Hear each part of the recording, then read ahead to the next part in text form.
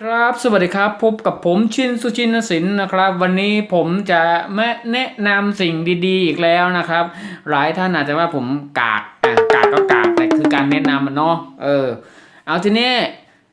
เรามาดูว่าผมแนะนำนี่โทรศัพท์นะครับผมจะมาแนะนำโทรศัพท์เอ่อออก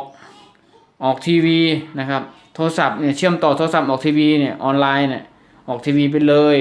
โดยไม่ต้องใช้สายแบบเจ๋งๆอ่ะไม่ต้องใช้สายอ่ะก่อนอื่นเราจะต้องมีทีวีนะเป็นรุ่นสมาร์ททีวีนะครับแล้วก็โทรศัพท์เป็นรุ่นที่สามารถเชื่อมได้ก็ส่วนมากก็จะเป็นตระกูลของโน้ตนะครับจะใช้ได้ทั้งหมดนะครับของโน้ตนะครับอันนี้เข้าไปนี่เลยนะครับเราเปิดกันนะครับดูกันนะฮะโอ้เข้ามาเนี่ยการตั้งค่านะครับ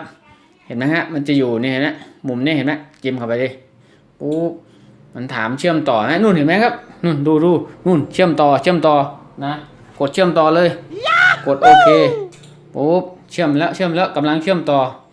นะปุ๊บมาแล้วเห็นไหมเจ๋งไหมมาแล้วเห็นไหม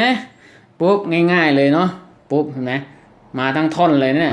มาทั้งชุดเลยเนี่ยเห็นไหมไม่มีสายด้วยไม่ต้องใช้สายเห็นไหมไม่มีสายเลยเห็นไหมเราไปดูกันนะมาเห็นไหมเข้าเกมดูดิเห็นไหมปุ๊บ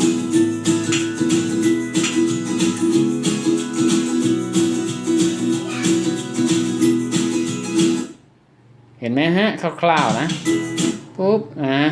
ต่อไปเนี่ยเราลองไปดูทีวีกันเนี่ยนะครับปุ๊บนี่